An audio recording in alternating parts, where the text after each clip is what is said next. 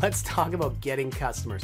I was talking to somebody today. We were going through sort of a sales process. She's kind of a new coach and she's out there building her business. And she came to me talking about some networking opportunities and how to be able to connect with people and get these customers.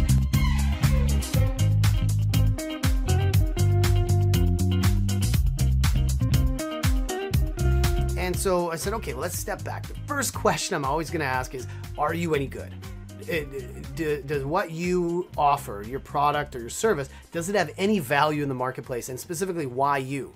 And that usually gets people to go, you know, really, why am I somebody that you should do business with? And so we went into that. So the question is who do you serve?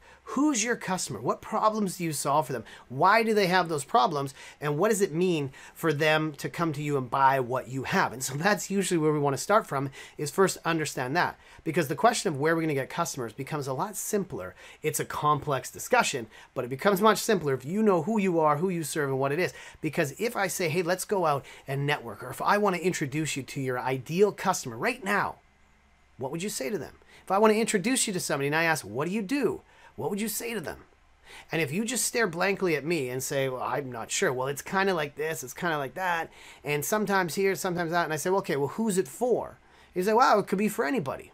I hear this all the time is, oh, I can help everybody. I'm like, great. So when I talk to everybody, I'll just say they should talk to you. Is that what you're saying? No, that's crazy. So you need to get clear on who it is, why they have these problems, how you can uniquely solve this, so that if I introduce you to somebody, I would say, oh, you got to meet this person because they can do this. When somebody has those situations, those undesirable effects in their life where they want to either increase something good or decrease something bad, this is the person you need to talk to. So that's where we start the conversation from, is forget about where are the customers, figure out what you do and why you have any kind of value in the marketplace. Now that we know that, and you go and talk to people and they say, hey, that's interesting. What's the next thing that you do with them? Is it give me your credit card and let's sign up? If that's the case, then this is a really short video. But for most of us, that's not what it is. Even if you're selling smaller products or services, people still need to go through a decision stage and a sort of a pipeline and a funnel to get them to make their final decision. So that's what we're going to talk about here, is what does that funnel look like? What do those series of stages look like, so that you know how to control your business and get more customers? And like I said, it doesn't matter what size your business is. This just sort of scales up with you. So the first thing we say is, what is that next thing you have them do? To move them from a lead or from somebody that says, hey, I'm interested, here's my info, let's do this. Especially one of the challenges I see with coaches is they say, cool, let's do a sample session. And my personal opinion on sample sessions is it's kind of just volunteering. I see a lot of coaches out there that are amazing at what they do. And your product and service, you just like, it kicks butt, man. But nobody's buying it, right? Nobody's giving you money for the thing because you're out there doing a bunch of sample sessions. And people, oh, it was really amazing. You're good at what you do. I just can't afford it. Now's not the good time. Blah, blah, blah. Right? And then we just run around. Then we start to get that insecurity, that doubt. And the last thing you want is an insecure or doubtful coach trying to motivate you to take your next step. And so that's the first thing, is really understand what's the next step you're going to have them do. So if you're a coach, for me as a sales consultant, if you're a marketing consultant, whatever services you offer product, the next thing you do is say, hey, let's go and have a more meaningful dialogue. Whether it's on the phone, in person, doesn't matter. The next step is to move from a lead to a prospect, and let's have at this prospect stage a meaningful dialogue where we talk about where you're at in your current reality. We're going to talk about what the future reality looks like and all the things in between. And at the end of that conversation, you're going to have a bunch of cool ideas, and we're going to have a good idea whether we would be a fit or not. Because often I see business owners and sales professionals with this scarcity mindset of going, oh, I better get some more business because I'm afraid that no more business is going to come. So the first thing you got to do is adopt that mindset of, I don't need the business.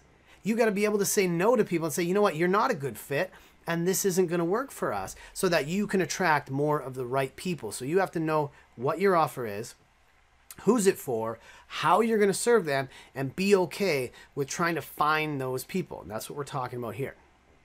So far, so good. All right, let's keep going. So now we know, okay, the next step, we've talked to you, hey, cool, I think we should connect. Let's have a meeting. We're going to have a meeting, and we're going to do maybe an insight session where I'm going to share with you a couple ideas, and we're going to figure out if, I can help you solve this problem that we talked about. Cool. From there, now we say, okay, if you like that, here's a proposal. This is what it would look like to work with me. And then they say, cool, let me think about it. I say, I'm signing up. Here's my credit card. And then we become a customer. We get what we love is that cash. Okay, now we've got the cash, and hopefully we get referrals, and that's the whole series of stages. But the question becomes, well, how do I get more customers? So we have to reverse engineer this process and say, it's not how do I get more customers, but what are the activities that I need to do that are going to increase the likelihood of people buying from me? Hope that makes sense. Okay, so what we do is we start from the end. We say, how much revenue do I need? So you make a decision, how much money do you want per year, and how much money do you want per month? And then you determine, well, what's the value of my customer? How much can I get from my customers based on this market segment? And then you divide by the number of dollars that you want. So let's say you want $5,000 a month, and you need, if your customers are $1,000 a month each, then that means you need what? 5 customers. Okay, so stay with me here. So you need 5 customers in a month. Now, out of those 5 customers, let's take a step back. How many people that when you give them, let's grab this, a proposal and say, here's how much it costs, here's what it is, based on everything we talked about, I think you're a good fit, here's what we need to do. How many of those people say, yes, here's my money? So let's say, imagine that's 50%. So that means to get 5 customers, you need to have 10 people, that receive proposals. So now we're at 10 in a month.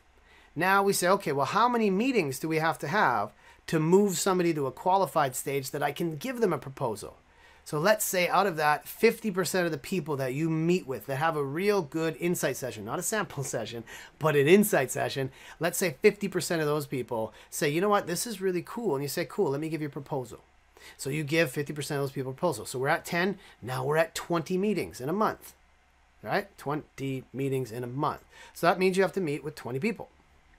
Now, to get those 20 people, you need to take another step back and say, out of all of the things that I'm doing, all of the marketing and all these things, how many people are putting up their hand, and how many of those people are actually leading to those appointments? And let's just do another 50%, because I don't want to have to do the math on the fly here. But another 50% of the people you talk to actually say, I'll set a meeting with you. That means from 20, we need to do 40 people that are essentially leads. So if we know we're talking to 40 people that are leads in a month, out of those 20 set appointments, out of those 20, 10 say yes, send me the proposal, and 5 become customers, that's how you get the amount of customers you need every month.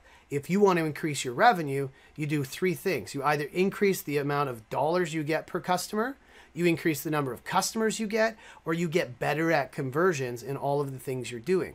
That's the sales funnel. That's just in a simplistic way. If you're not mapping it out in that way, you're not really running your business. You're just hoping that people come and buy from you. And if you start to understand those conversions, there's less judgment on whether you're any good at this or not. I had a proposal that I put out a couple weeks ago. It was a really big one.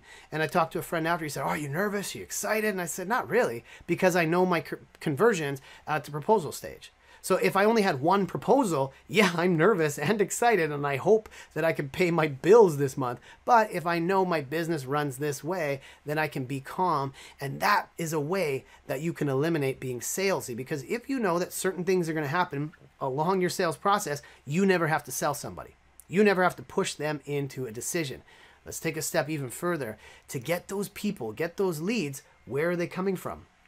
So now you got to say, okay, where do they come from? So your marketing efforts, you should be tracking what you're doing to get those leads, whether it's Facebook advertising, networking, webinars, online presence, going out and doing all these other things, hundreds of things that you can do, and then figure out how many leads do I get from those sources? How much does it cost me in time and money on those? And which one of those convert at what level to become actual leads where I get contact information? Now you get to look at all those things and say, out of the activities that I do, these are the highest value activities that lead me to be able to get leads, to get prospects, to get proposals in their hands, and to get those customers. Now you have a real business, and that's what you scale. And as you grow a business, you add more people that just do some of this stuff for you. But those are the fundamentals, man. And so what you need to do is just decide, do I have value in the marketplace? Do I understand my systems and businesses? We talk about building CRMs and all the technology, but if you don't have these best practices and follow-ups to be able to move people forward, you're just running around just as somebody who has just created work for yourself.